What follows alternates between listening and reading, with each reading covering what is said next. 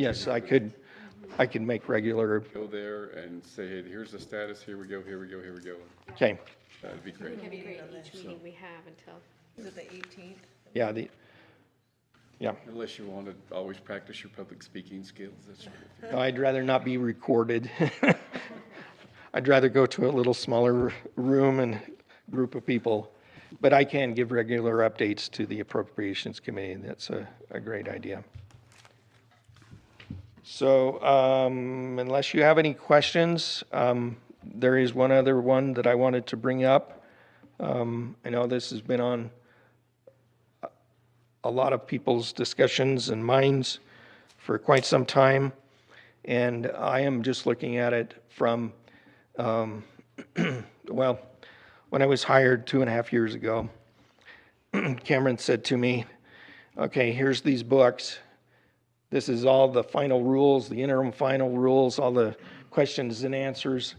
You need to read these and understand them, and we need to obligate and spend all of this money. And so I'm taking this hopefully seriously, and I want to make sure that you're apprised of it so that you can make decisions in a timely manner. But one of the ones that is, it's been a topic for quite some time, for probably over a year. And it's a significant amount of money. And as I become aware of other significant pots of money, I will let you know. But this is one that I think we need to have a discussion about. This is on the accounting software. The request, what you awarded, was $607,500. It needs to be obligated by the end of this year, or put somewhere else if that route is not. Either way, I just wanted to let you know that it's there, and it needs to be either spent on that or moved somewhere else. And we are running out of time to do that. We have some, at least I have some study and analysis that I need to do to determine which way to go on that software. So I'm glad we have a week to deal with it.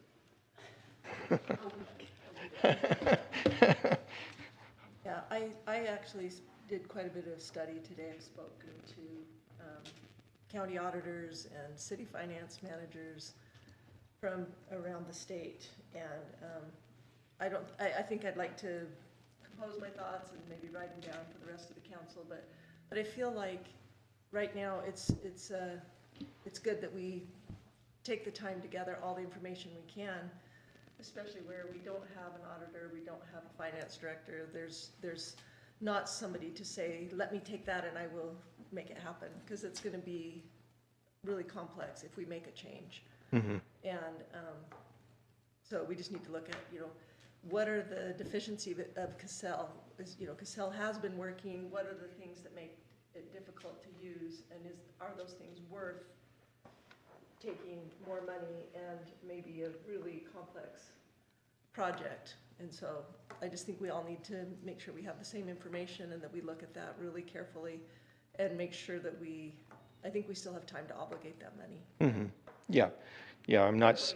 I know it's urgent, but Very little time. I think we can make that choice. Yeah, I'm not saying that any decisions need to be made. I just wanted you to be aware of that. And I will bring that, any other projects, there's the $150,000 from the parking lot project, the $607,000 here. And as I become aware of others, I will let you know so that you will have sufficient time to make decisions. I think it's good that we're starting that conversation, and let's find out what else we need to know. Yeah. And thank you. Thank you. Any other questions? No, appreciate it. Okay. Appreciate the update. Yeah. I really do. Thank you. Micah, 10A. Organization, introduction, format of the policy manual. And by the way, that is in our packet, so. Yeah, it should be in your packet. Got it up here on the screen now. So you'll recall at the end of last year, I think it was the last council meeting of last year, this body passed Resolution 2023-28, which created the countywide policy manual for Cache County. This is not the same thing as the Personnel Policy and Procedures Manual, though a great deal of that manual will eventually migrate into the countywide policy manual. The difference between the two is simply that the PPP, Personnel Policy and Procedures Manual, is administered by the Office of Personnel Management, and it essentially deals with all personnel matters. So anything dealing with personnel and hiring, the benefits, pay, anything that's going to be administered by the Office of Personnel Management. The countywide policy manual is basically for all other policies of the county, countywide policies. Both manuals are amended through resolution. And so most resolutions, other than budget resolutions from this point forward, will state near the beginning of the resolution whether it amends the PPP manual or this new countywide policy manual. So what this resolution does is it creates just the bare bones structure.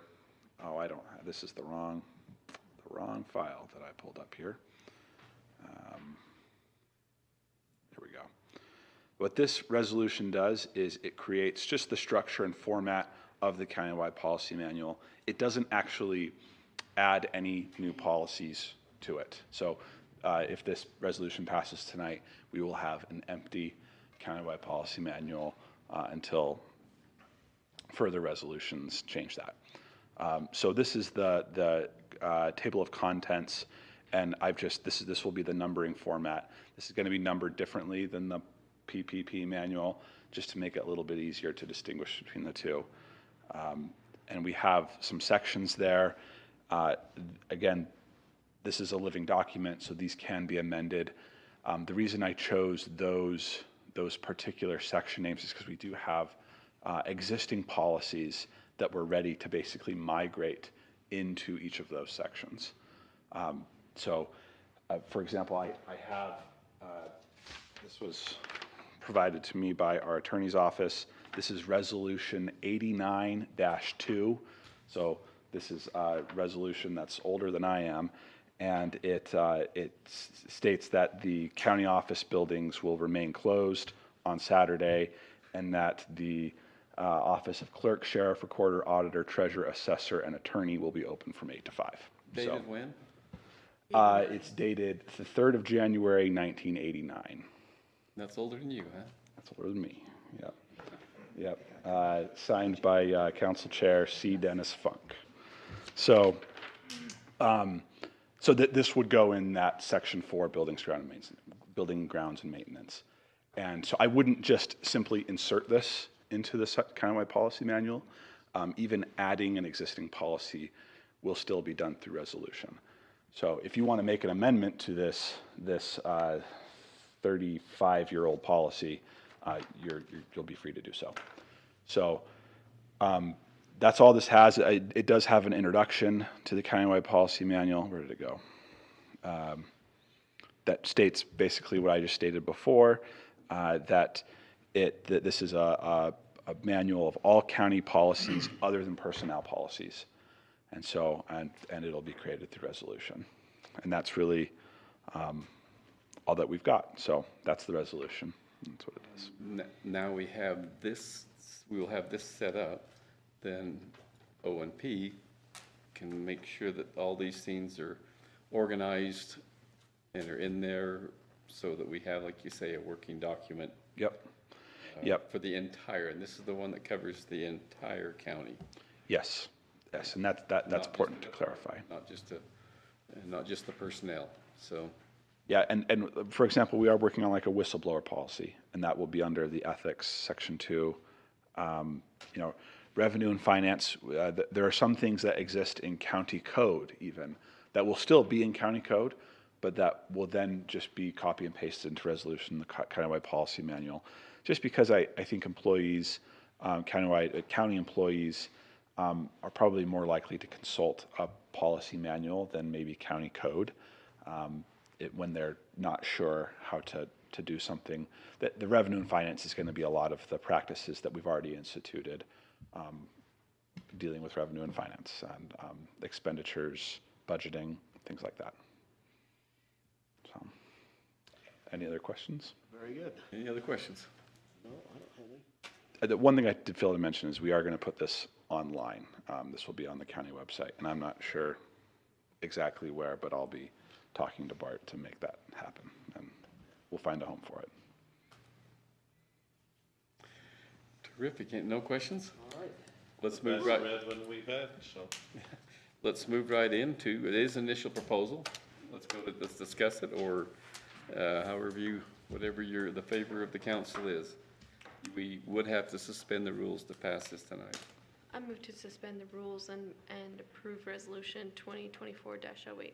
Second. Moving second, that we suspend the rules and pass resolution 2024-08. Any discussion? We're gonna break it. All those in favor, say aye. Aye. Any opposed? Motion passes. Look at your trigger happy. I am, I'm getting ready. No, UAC, any changes on any of those? In additions, deletions? Everyone's names on here has already had accommodations prepared, unless there's a question mark. Yeah, I haven't reserved a room for Dave. Plan on me. Yes. But yes, everyone except Dave has a room. Cool. Yep. And it's at the, What nights do you have rooms for? Just Tuesday? Monday and Tuesday night. Monday and Tuesday nights. yes, the 30th and the 1st. And so, let me know if you want to stay the last night, because it does get out at like 5. It does? And, well, We're leaving early. We're leaving early. You're home by 11 anyway. Who drives that at night? The car? Not Sandy and I. Catherine doesn't drive my car when it's dark. It gets over It's a at good 5. Have you Uber seen the it. agenda? 4 or 5, but it's like the last few items, from 1 to 4 or 1 to 5, it's like Breakout sessions. breakout sessions. So the reason I booked the rooms that way is because that's when the rates were. So there wasn't a UAC rate for, what is that, Wednesday night. There wasn't a UAC rate for that night, so I didn't book one, but I can book one if you need. I can extend that. Which hotel is it? Hilton Garden. Hilton Garden Inn, it's right next to the conference center. I'll verify that, but I'm pretty certain it's the Hilton Garden Inn. Sounds good. Thanks, Micah. Yes.